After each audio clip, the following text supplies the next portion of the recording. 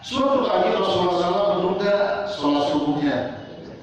Dia menunda sholat subuh, matanya mencari-cari di mana Sya'ban. Kok nggak datang gitu ya? Sampai agak lama ditunggu dan akhirnya agak lambat sholat subuhnya. Dia menyuruh iqamat dan kemudian dia sholat subuh bersama para sahabat. Usai sholat subuh dia menghadap para jamaah. Siapa tahu kabar tentang Sya'ban? Tidak ada yang tahu. Semua tidak tahu di mana Sya'ban. Tapi kemudian ada seorang angkat tangan, saya tahu rumah Sya'ban. Baik, kalau gitu mari bersama kita menuju rumah Sya'ban. Rasulullah pun berjalan bersama sahabat yang tahu rumah Sya'ban itu. Itu perjalanan diperkirakan bolak-balik ke masjid Nabi dari rumahnya itu 3 jam. Jadi kalau mau sholat subuh di Masjid Nabawi, dia harus menyiapkan 1,5 jam sebelum itu udah berangkat dari rumah. Lalu Rasul datang ke rumah Sya'ban dan menanyakan kepada istrinya Sya'ban. Lalu kata istrinya, Sya'ban suami saya sudah meninggal dunia. Apa kaget Rasulullah, ternyata dia sudah meninggal dunia. Dan saat itu istrinya mengatakan, tapi ya Rasulullah, ada kalimat-kalimat waktu beliau sakratul maut itu, saya tidak mengerti lagi ngomong apa dia. Raja Rasul ngomong apa? Ternyata dia mengucapkan, Duhai, kenapa tidak lebih jauh? Istrinya ngomong apa nih, kok nggak lebih jauh? Kenapa tidak lebih jauh? Yang kedua adalah berteriak lagi, Duhai, kenapa bukan yang baru? Yang ketiga dia ngomongin, Duhai, kenapa tidak semua saya berikan? Gitu. Itulah yang saya tidak mengerti apa maksud kata-kata suami saya waktu dia sakratul maut. Lalu Rasulullah mengatakan, oh begini, waktu yang mengatakan Duhai, kenapa tidak lebih jauh? Karena beliau ini berbeda dengan sahabat lainnya ketika Masjid Nabawi didirikan, itu kayaknya rumahnya di dekat masjid. Tapi dia rumahnya sangat jauh, 1,5 jam bersama di masjid jalan kaki itu. Lalu Allah perlihatkan dalam sakratul mautnya, Allah perlihatkan inilah bagian kamu di surga karena kamu menempuh jarak begitu jauh dari rumah kamu menuju masjid untuk melakukan sholat berjamaah subuh di Masjid Rasul. Lalu dia ngomong, Duhai, kenapa tidak lebih jauh? Maksudnya begini saya diberikan imbalan apa seperti ini, apalagi kalau saya lebih jauh lagi rumah saya. Makanya dia ngomong, Duhai, kenapa tidak lebih jauh? Kemudian yang kedua, kata Rasulullah, kenapa dia mengatakan kenapa tidak yang baru? Ternyata saat dia berangkat dari rumah di musim dingin sangat menyengat ya Rasul itu ya, sangat menggigit dinginnya itu, makanya dia memakai baju 2 lapis. Baju yang baru dia pakai di dalam dan yang jelekan itu di luar. Maksudnya supaya nanti kalau sampai di masjid dia buka yang jelek yang di luar, jadi yang tampak adalah baju yang bagus. Tapi di perjalanan dia melihat ada orang yang sedang menggigil kedinginan. Lalu dia berpikir, udah baju saya yang luar ini saya kasih orang ini. Dan dia membujuk orang itu sehingga mau ke masjid berjamaah. Kalau Allah berikan gambaran nanti pahala kamu memberikan baju kepada orang yang kedingin seperti ini. Lalu dia bilang, Duhai, kenapa tidak yang baru? Oh yang luar, yang jelek saya kasih. Itu saja pahalanya seperti itu. Bagaimana kalau yang sedang itu baju yang baru, yang bagus gitu dia. Lalu yang terakhir dia mengatakan, Duhai, kenapa tidak semua? Dia suatu pagi dia sedang sarapan dan ada orang yang sangat lapar menghadap dia. Lalu diajaklah sarapan bersama. Segelas susu dibagi 2, dia dan tamunya yang miskin itu. Roti yang sedang dia makan juga dia bagi dua. Dari itu yang dia lakukan, Allah perlihatkan ini pahala kamu karena kamu memberi orang yang miskin. Timbul roti itu, aduh hai, kenapa tidak semua? Kok segelas saya bagi dua, nanti satu saya potong dua. Andai saja saya berikan semua, mungkin imbalannya akan lebih bagus lagi, lebih indah lagi gitu ya. Jadi sakratul maut yang seolah tidak terbayangkan oleh kita, sebenarnya itu akan datang. Wajah sakratul maut bil haqqi, zalika ma kunta minhu tahid. Jadi sakratul maut itu akan datang menjemput kita semua. Dan pada saat itu dipertontonkanlah segala apa yang kita lakukan, apa itu kebaikan atau keburukan. Maka ketika meninggal dunia ada orang yang kelihatannya ngeri sekali, ada yang senyum meninggalnya. Di musim haji ketika saya berkesempatan menunaikan ibadah haji, kata rombongan saya, Pak Ustaz, ini lihat foto Ustaz, ini barusan saya foto nih. Ini orang baru meninggal. Ternyata orang meninggal itu lagi senyum, masih tampak itu senyumnya. Wallahualam, Allah perlihatkan apa itu saat dia menunaikan ibadah haji dan meninggal dunia. Dan ada orang yang meninggal dunia wajahnya sangat takut, sangat ngeri. Wallahualam juga Allah perlihatkan apa. Jadi ini sesal-sesal atau kegembiraan yang bakal kita jemput nanti, dan kita diperlihatkan Allah saat sakratul maut. Itu sebenarnya tergantung apa yang kita lakukan sekarang.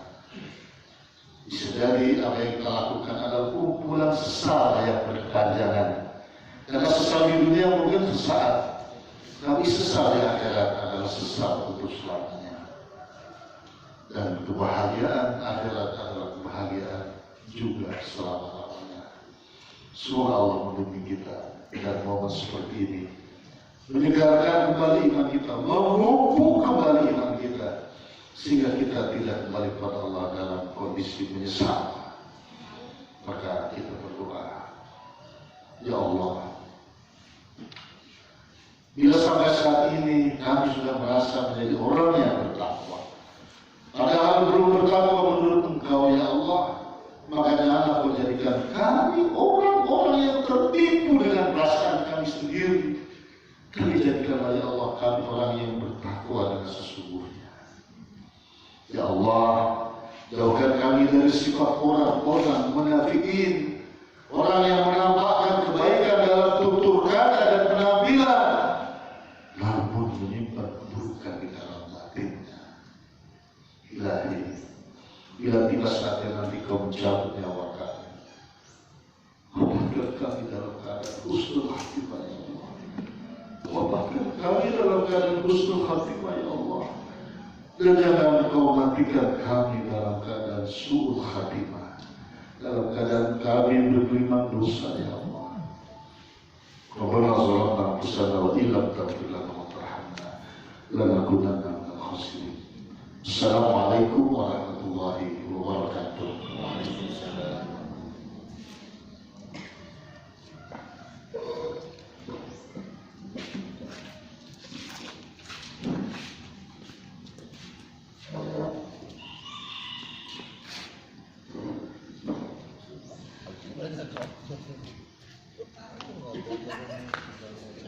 Yang berbahagia. Assalamualaikum warahmatullahi wabarakatuh. Alhamdulillahilladzi fadala bani Adam bil ilmi wal amal ala sa'iril alam.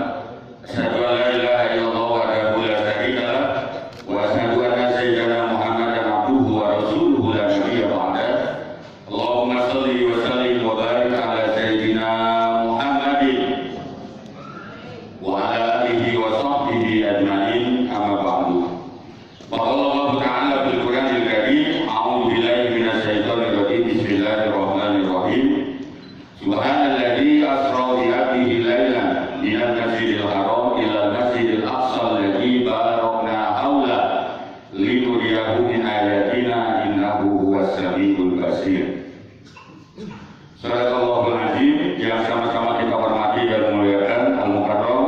Kiai Haji Romli Sian Mayit SMA, Ketua Yayasan Harapan Umat Pondok Jati, Pondok Aren, Kota Tangerang Selatan.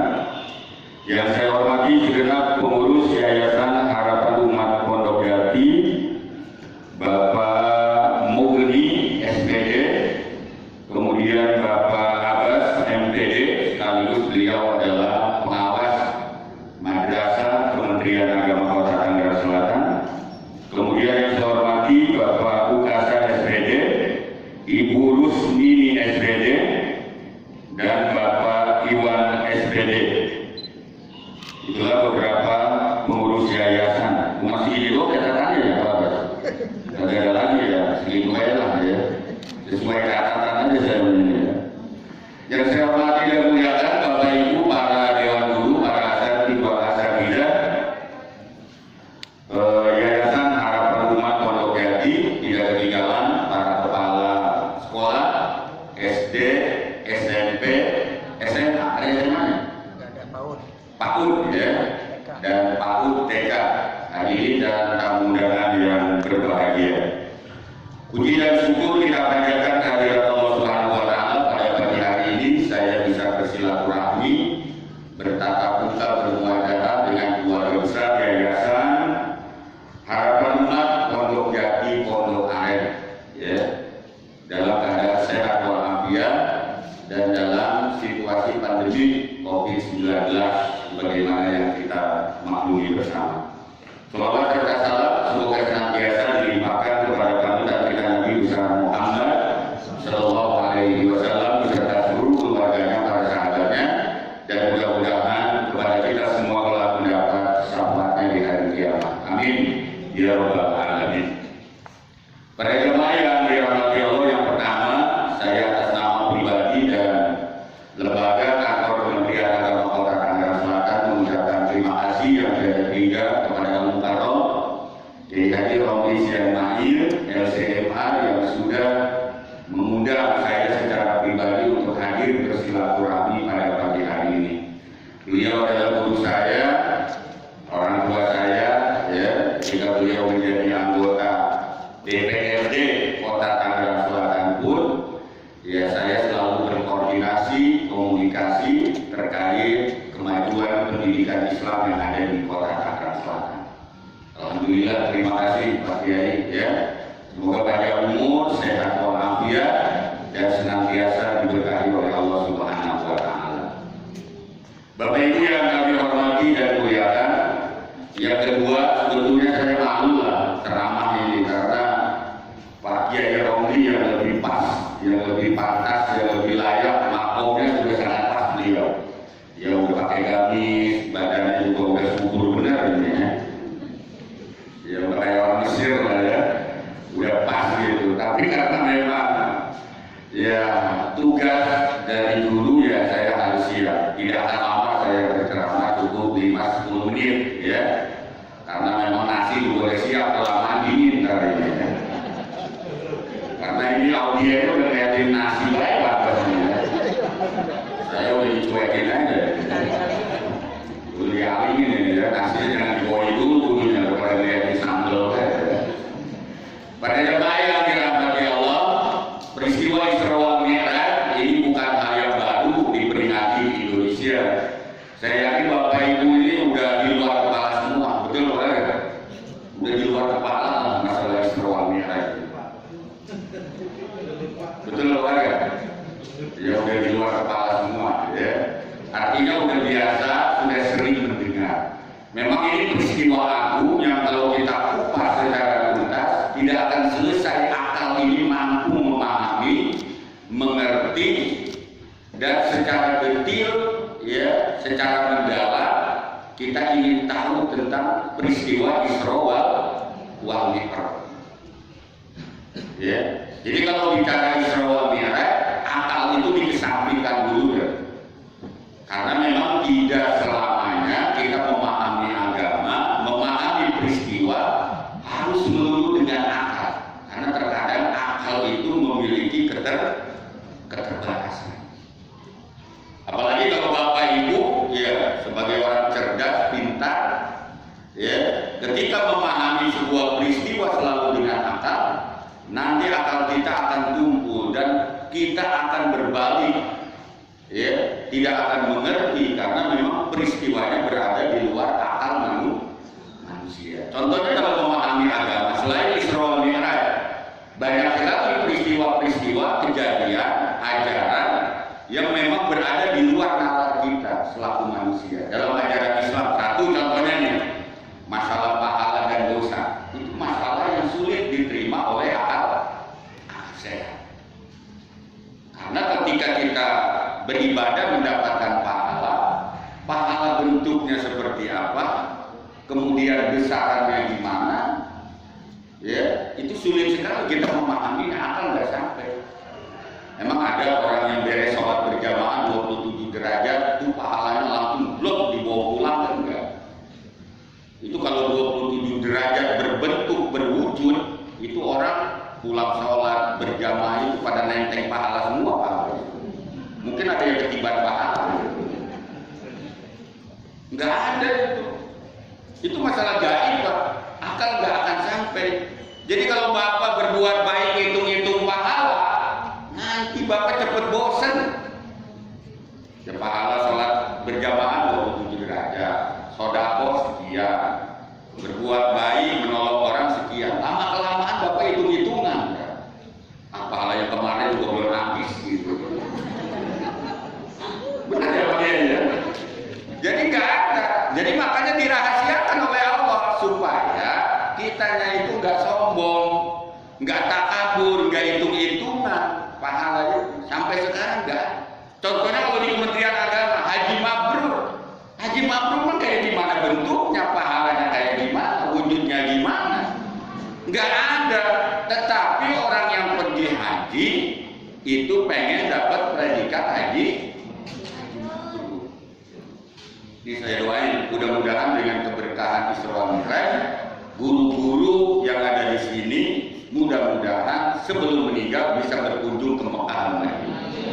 Ya, amin ya rabbal alamin. Ya, mau ibadah umroh, mau haji silakan. Saya doain mudah-mudahan ya dengan datang memperingati Isra wal Mi'raj. Karena Isra wal Mi'rajnya adanya di Mekah ya, di Baitul Maqdis juga di Palestina. Silakan ya. Pahala, dosa. Yang kedua, dosa itu juga sesuatu yang gaib, akal nggak akan sampai, Pak. Orang kalau dosa itu berwujud, kapok Pak berbuat dosa. Betul nggak? Kapok, koruptor itu nggak bakal korupsi dia. Kalau dosanya berbentuk, langsung dipraktekkan tuh gimana penyiksaannya, hukumannya, kan? Karena dosa itu sesuatu yang gaib. Sekarang saya tanya, saya tes dulu di sini. Definisi dosa apa ya? Ayo, yang berani jawab saya persen cepet. Bener dong, persen nih. Ayo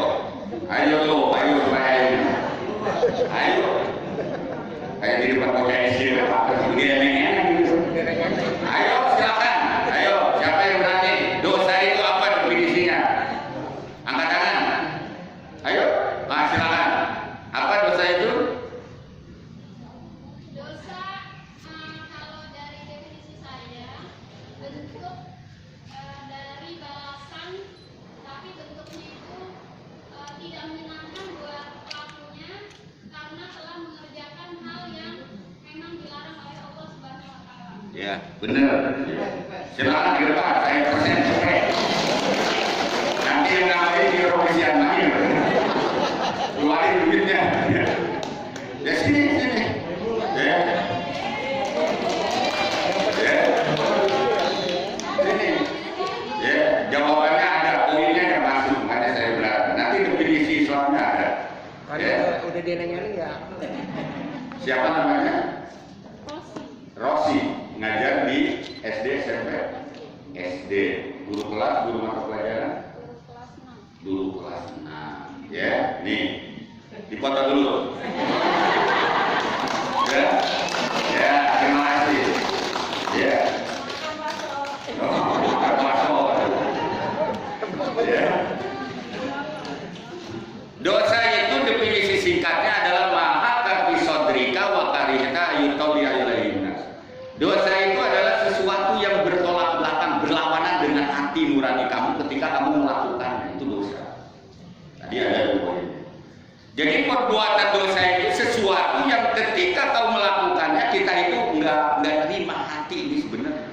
Itu dosa.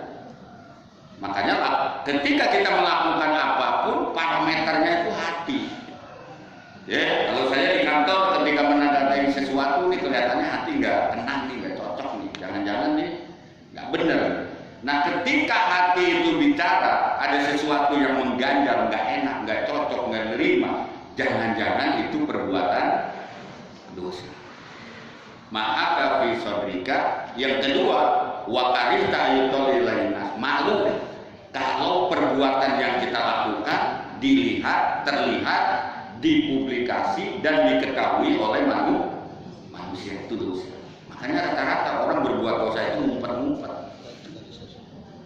diam-diam, sembunyi-sembunyi.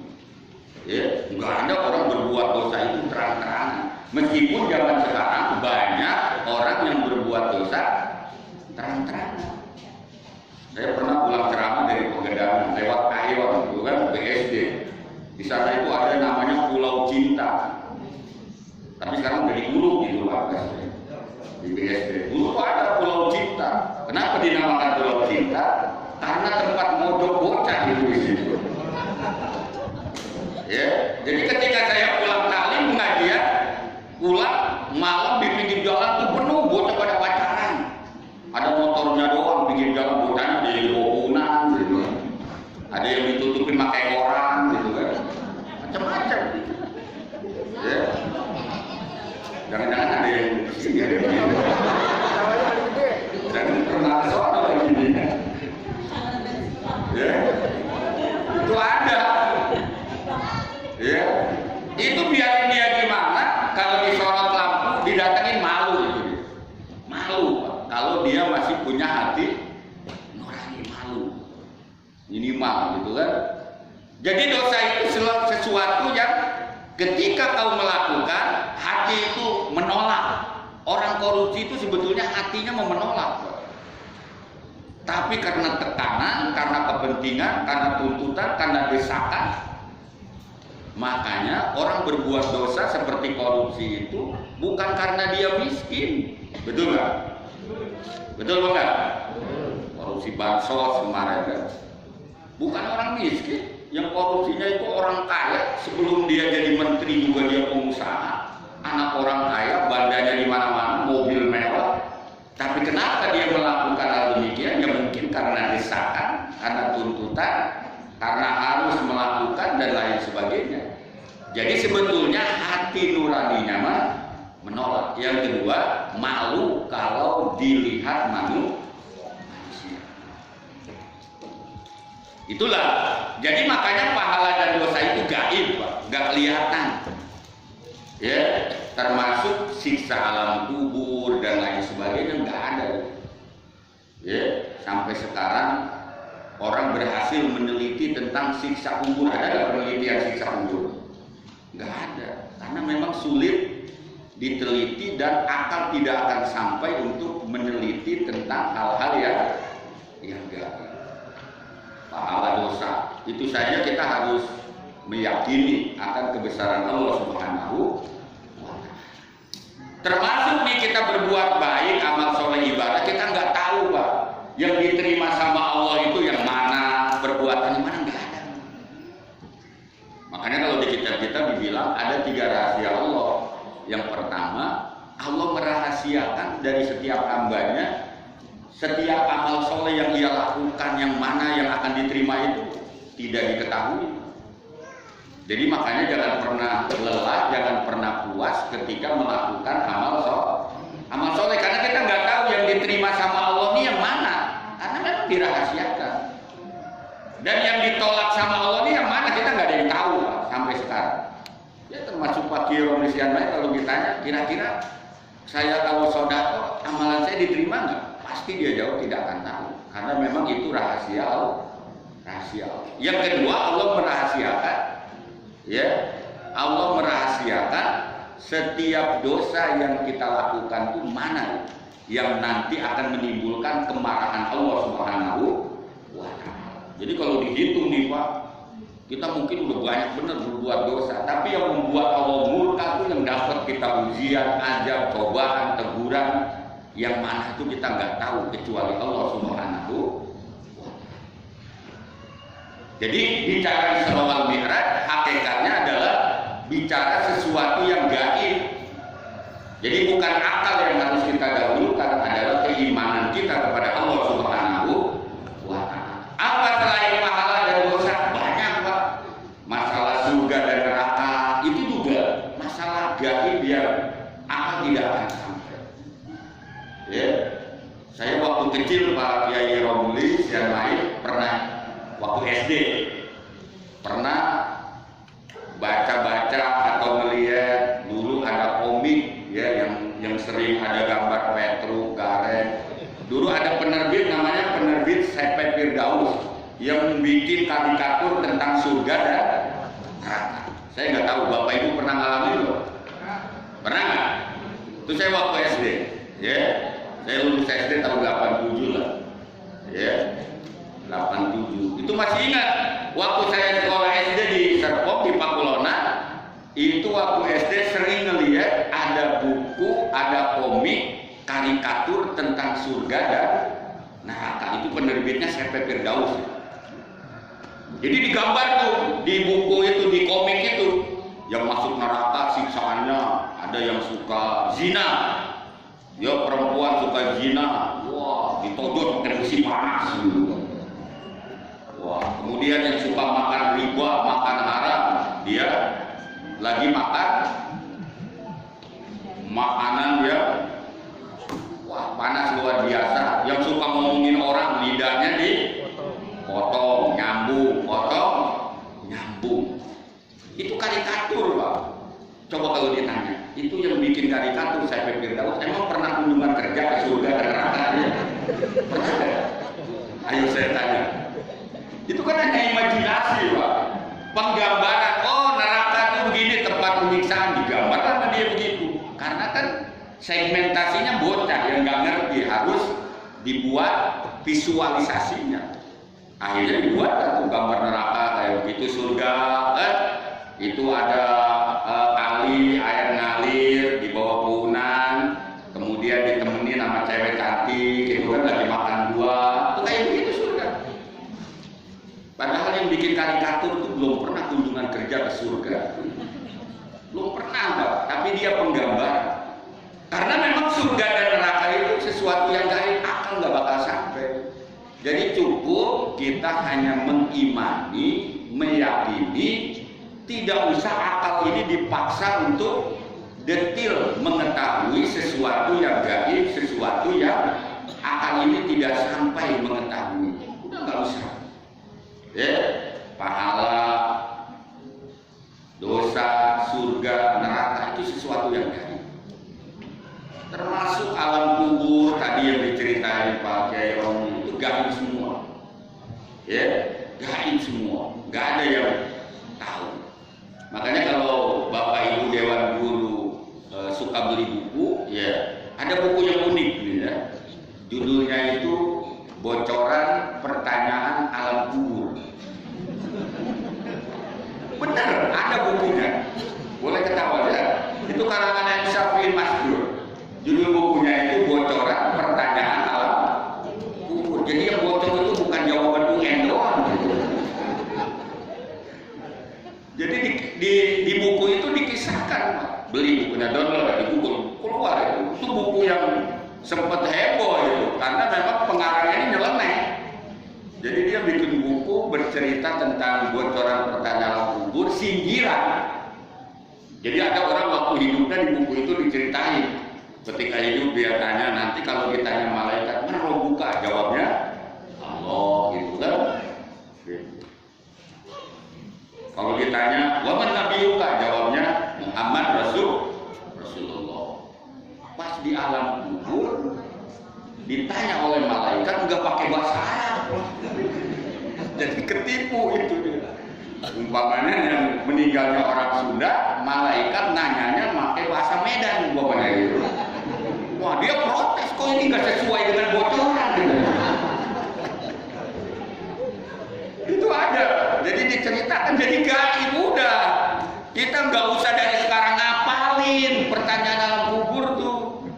Karena nanti yang menjawab, nanti semuanya itu bukan fisik jasmani akal kita. Di sana sudah ruh yang akan menjawab, tergantung amalia kita ketika kita hidup di alam dunia. Itu gaib, Pak. Jadi nggak usah Bapak Ibu dari sekarang ngasih tahu ke bocah nih, ntar pertanyaan kubur jawab ini, gitu. Nggak usah, Pak. Itu mah sesuatu yang langsung nanti muncul menjawab tanpa harus kita hafalkan, karena sudah bicara alam gaib ruh kita. Jadi itu sindiran. Jadi makanya apa yang disampaikan ke Romis yang lain tadi benar. Memang seperti itu. Jadi dia tahunya itu amal berwujud ketika dia meninggal. Ya kalau tahu ini sholat berjamaah pahalanya gede dari dulu gitu kan. Gua pergi sholat berjamaah ke masjid. Itu kayak begitu. Makanya emang nggak ada. Jadi ini pentingnya kita memahami ya syariat ajaran agar kita tidak terkecoh dengan hal-hal yang bersifat materialistik saja. Jadi ada sesuatu yang di luar akal manusia, pahala, dosa, ya, surga, neraka, dan yang lain banyak kalau diceritain semua. Ya. Pada jamaah yang dirahmati Allah dari Isra wal Mi'raj, yang pertama kali selalu saya bilang adalah masalah keimanan. Makanya kalimat pertamanya adalah Subhanalladzi asra. Makanya kalimat subhana. Ya, ini terus nggak ngajinya? Terus nggak? Ramadan udah cuma apa ya? Jam berapa Bapak? Dikit lagi lah, ya. Nggak mungkin dituntaskan karena memang hari Jumat terbatas, ya. Jadi kalimatnya Subhanalladzi asra, subhana. Makanya di tafsir dijelaskan. Saya pernah baca kitab namanya Al-Mu'jizul Kabir karena Syekh As-Sahawi ulama Mesir meninggal tahun 94. Ketika kalimat subhana ayat tanzih, ya subhana itu tanzih. Tanzihullahu ta'ala min kulli masir fi sifatihi wa af'alihi wa dzatihi. Jadi maksud subhana itu adalah Allah itu suci. Itu bocah sampai itu.